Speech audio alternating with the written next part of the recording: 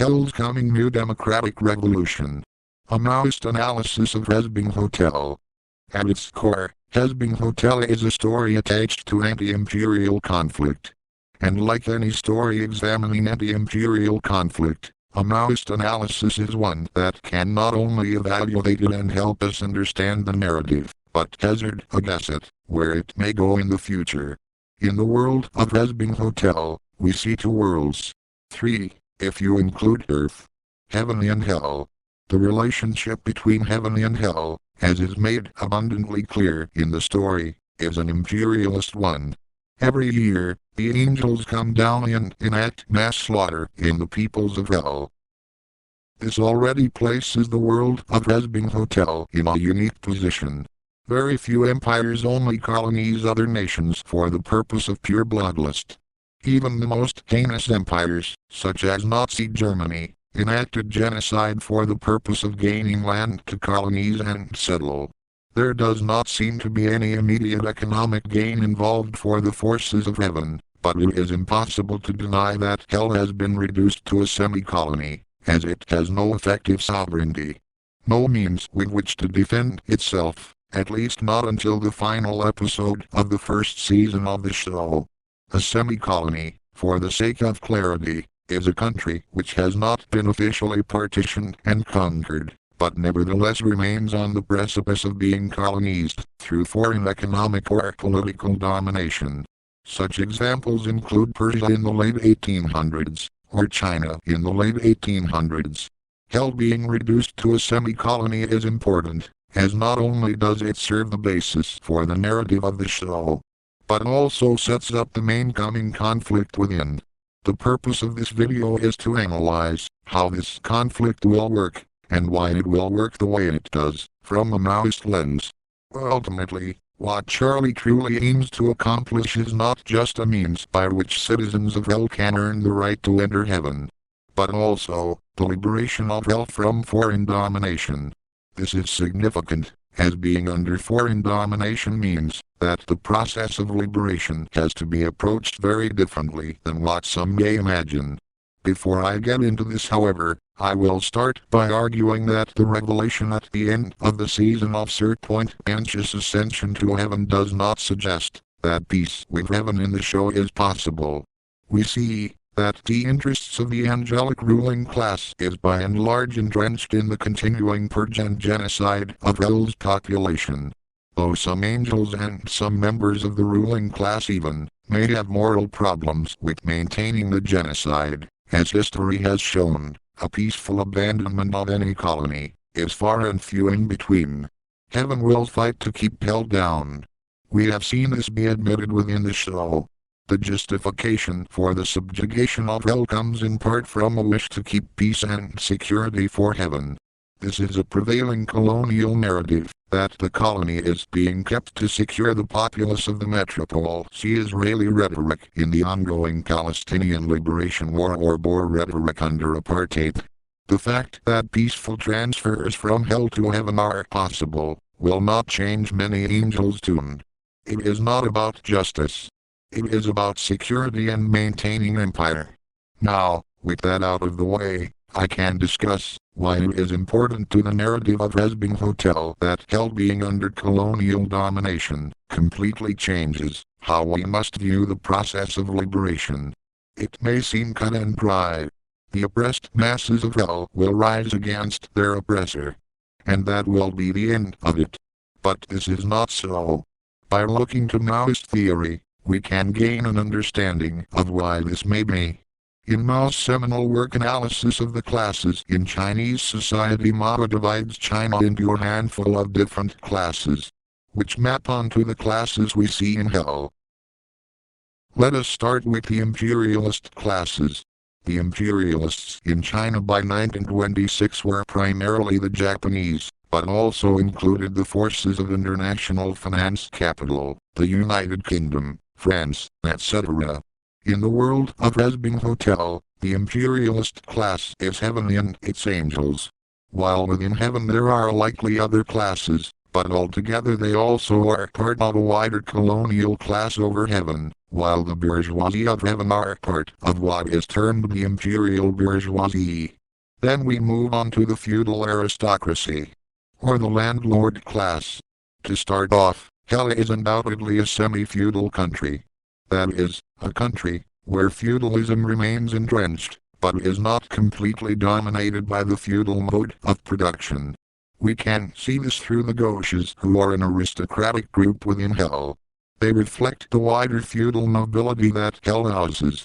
We can also see, based on the discussions of Stella and her brother, that hereditary rule is still an implemented policy among the nobility, which further cements the idea that there is an entrenched feudal system within hell. The feudal classes in hell, as also in China, were fundamentally reactionary. That is to say, they maintain a vested interest in the maintenance of imperial rule.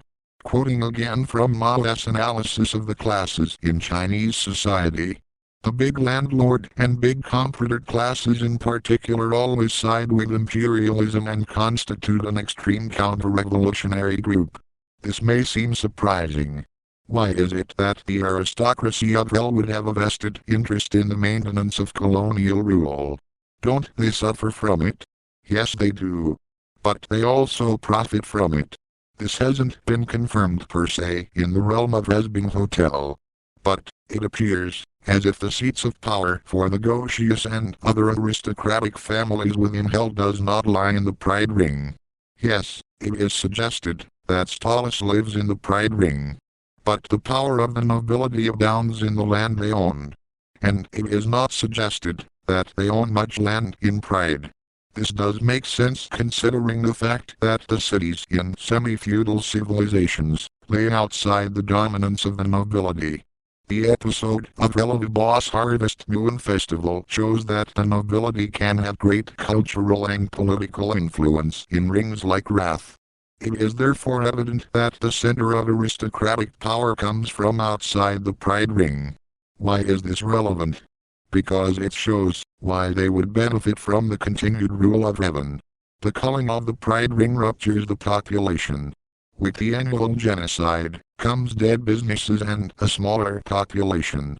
If there is a smaller population, then, generally speaking, when it is combined with devastation, the economic power of the cities will be reduced. Historically, what led to the overthrow of the feudal classes was the rise of the bourgeoisie in the cities of a semi-feudal state, as seen in the primary and later stages of the French Revolution, the English Revolution of the 1640s, and so on. The destruction of the cities' power thereby helps the nobility, as the bourgeoisie cannot meaningfully challenge the economic and political power of the nobility. Then comes the compradors. The compradors are the class which collaborates with heaven. Who does this apply to? We can say the 7 sins. The 7 sins are all angelic in origin, being fallen angels. They have the power to fight back, theoretically. But for one reason or another, the contents of the deal with hell and heaven signed by Lucifer are still mostly mysterious, do not. In fact, they are the signatories of a deal with heaven that keeps hell down. One instance comes from Lilith, who we see, being a powerful force in hell, also betrayed it. Made a deal with heaven that works against hell. What this deal is, we don't know. But we do know that Lilith is a part of the comprador class. Then comes the national bourgeoisie. There is a misconception that the national bourgeoisie within Maoist theory are the petite bourgeoisie. But this is not true. It contains some truth, if you examine the political theory of Mircea Sultan Ghalib, but that is a different matter. The national bourgeoisie is the name given to the part of the bourgeoisie which has no connection to imperialism. According to Mao, the bourgeoisie of the United Kingdom or France was connected to imperial rule. Thus they became imperial bourgeoisie. But China in the 1920s, being under foreign dominance, had no imperialism to be a part of. As a result, the capitalist class is national, as it has no links to imperialism. In Hazbin Hotel, the national bourgeoisie are the overlords of hell. Those in the pride ring who deal in souls. They have far more economic and political power than any other part of Hell's bourgeoisie. To quote again from Mao, the middle bourgeoisie, by which is meant chiefly the national bourgeoisie, is inconsistent in its attitude towards the Chinese Revolution. They feel the need for revolution and favor the revolutionary movement against imperialism and the warlords, when they are smarting under the blows of foreign capital and the oppression of the warlords. But they become suspicious of the revolution, when they sense that, with the militant participation of the proletariat at home and the active support of the international proletariat abroad, the revolution is threatening the hope of their class to attain the status of a big bourgeoisie. Politically, they stand for the establishment of a state under the rule of a single class, the national bourgeoisie. A self-styled true disciple of Tai Kai Tao wrote in the Chen Tao, Beijing, raise your left fist to knock down the imperialists and your right to knock down the communists. This gives us a good understanding of how the national bourgeoisie of hell would act. Obviously, they would not support heaven. As we saw in Hazbin Hotel itself, aside from the threat to their lives, comes the fact that there is a steep economic cost. During the annual genocide, souls that they owned are lost forever. But, if there was to be a revolution with mass participation against heaven, their power could easily be threatened as well. We could easily see the V's rise with a slogan, shouting from their rooftops, raise your left fist to knock down heaven, and your right fist to knock down the hotel. And of course they would. If the masses of hell rose up against heaven, it would seem natural that they could rise up against the national bourgeoisie. Us, some overlords, like Alastair, will support the war against heaven. Others may have their reservations. Then there is the petite bourgeoisie. It appears the biggest centers of economic power in hell, at least in the pride ring, since that is where all the sinners are the overlords, making them the national bourgeoisie. I would argue this means that the petite bourgeoisie are the other capitalists within hell. The business owners, the handicraftsmen. Quoting Mao again, included in this category are the owner peasants, the master handicraftsmen, the lower levels of the intellectuals, students, primary and secondary school teachers, lower government functionaries, office clerks, small lawyers, and the small traders. These people within an imperialist society and a semi-feudal one, become a fundamentally revolutionary organization. Unlike the national bourgeoisie, they have no reason to be skeptical towards revolution, and have every reason to support a mass uprising against heaven. People like Blitz fall under this classification. Then come the semi-proletariat. Mao states, what is here called the semi-proletariat consists of 5 categories. The overwhelming majority of the semi-owner peasants, referring to the impoverished peasants who worked partly on their own land and partly in land rented from others, the poor peasants, the small handicraftsmen, the shop assistants and the peddlers. We haven't run into too many people who may fall under this category. Maybe other than Millie's family. As Mao put it, their status is roughly the same as that of the poor peasants. And like the poor peasants they need a revolution to change the existing state of affairs. They likely dominate in places such as the Wrath Ring, or places outside of Pride. Oh, some would undoubtedly also be found in the urban centers of Pride. Then there is the proletariat, the modern industrial worker. As Engels writes in the Principles of Communism, the proletariat is that class in society which lives entirely from the sale of its labor and does not draw profit from any kind of capital, whose wheel and low, whose life and death, whose sole existence depends on the demand for labor. Given that the Pride Ring is so urban, industrialist, and dominated by capitalism, these make up the absolute majority of the population of Pride Ring. They are people who are owned by the overlords, generally speaking, or sell their labor to business owners owned by the overlords or just regular business owners. Next, below even the proletariat, there is the Lenin proletariat. Mao writes that they are made up of peasants who have lost their land and handicraftsmen who cannot get work. The poorest of the poor are the lumpen, and they too are a progressive force within hell. Finally, there is actually another type of class within hell. One that divides the hellborn, the indigenous populations of hell, and the sinners. From the statements of characters in Hell of a Boss, it is clear that the hellborn are essentially on the lowest rung of hell's hierarchy. This is not a rung decided by class, but by race. It is theoretically possible to climb out and become an individual success story, see, phys, but not only does that come with extensive exploitation, see, mammon, it is hardly representative of the average imp's life. From what we see of all the non-pride rings, it seems that outside of pride, they are filled with poverty. Greed appears to be infinite slums, and what little we see of wrath looks to be filled with poor farmers. The combination of the poverty seen by hell's indigenous populace and its place in the bottom rung of the ladder suggests the existence of a labor aristocracy. What is the labor aristocracy? In its simplest terms, the labor aristocracy is when the non-ruling classes of a society come to gain a vested interest in keeping another national group exploited. This applies to the sinners in hell, who are part of the labor aristocracy, as they benefit from being privileged over the hellborn. Curiously, what we see in hell is also a type of reverse apartheid.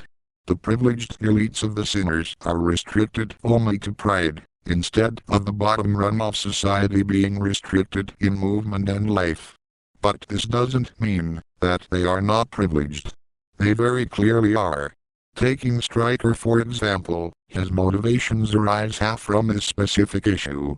Even still, even if there is a labor aristocracy, the sinners of hell will be far more concerned with genocide, and can thus be expected to work alongside the hellborn.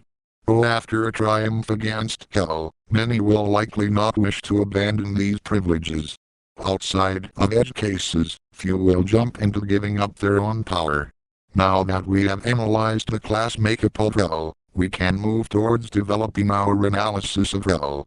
That is, how the uprising of hell against heaven would go about.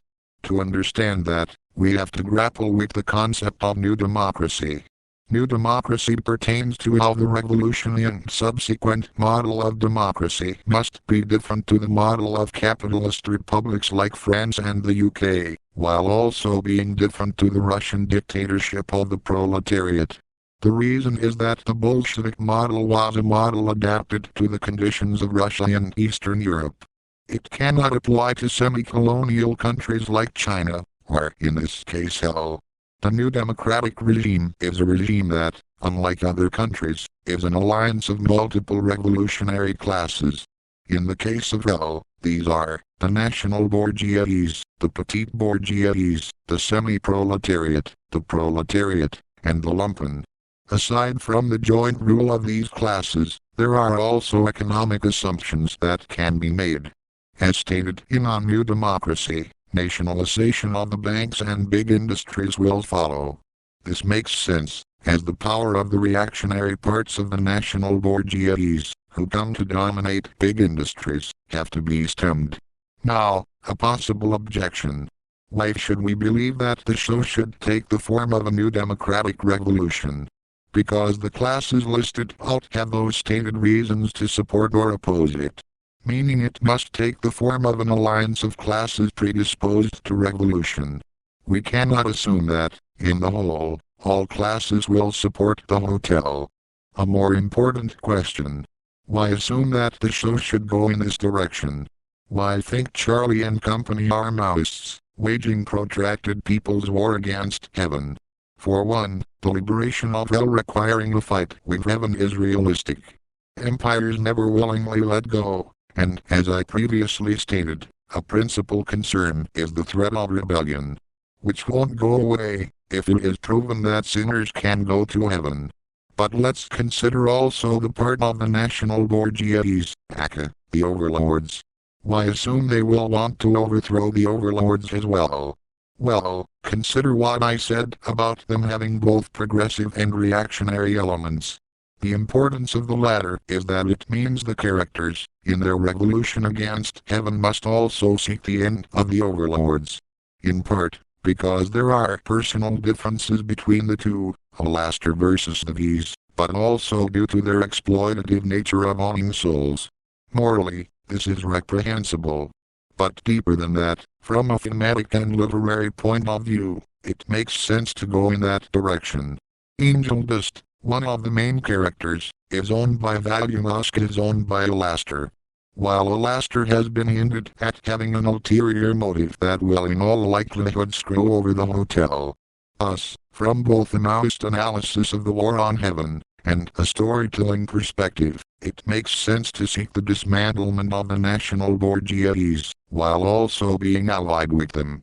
What a disappointing ending it would be, if Angel Dust and Husk were left free, but millions of souls remained chained up in service of the overlords. At the same time, consider the LA. Consider the Hellborn. Charlie wants to free her people. But then, why would she also ignore the Hellborn being at the bottom of Hell's social ladder? What awaits Hell's new democratic revolution is thus not only freedom from imperialism and genocide, but also a great proletarian cultural revolution aimed at the national bourgeoisie, to secure the cause of the revolution. To conclude, a Maoist analysis of Hell and Hazbin Hotel can give us a deeper understanding of the world of the show. Why some groups may think or act in a certain way, and what this means we can expect of them. It shows us what classes have a vested interest in working with heaven, which ones are skeptical of change but supportive at the same time, and the ones with everything to gain. At the same time, it helps us know what direction we can expect the show to go in, or alternatively assume what would be a satisfying end. One that addresses not just immediate reality, but the wider systems at play in hell which help make it so terrible. Why fight to free yourself from heaven, if you're going to let the overlords, many of whom will likely oppose the hotel, continue to own souls? Why free yourself from heaven, if you're going to let millions of Hellborn remain on society's bottom rungs? From a material perspective, we can expect change. And from a storytelling perspective, we can also expect a complete transformation of the character of Hell.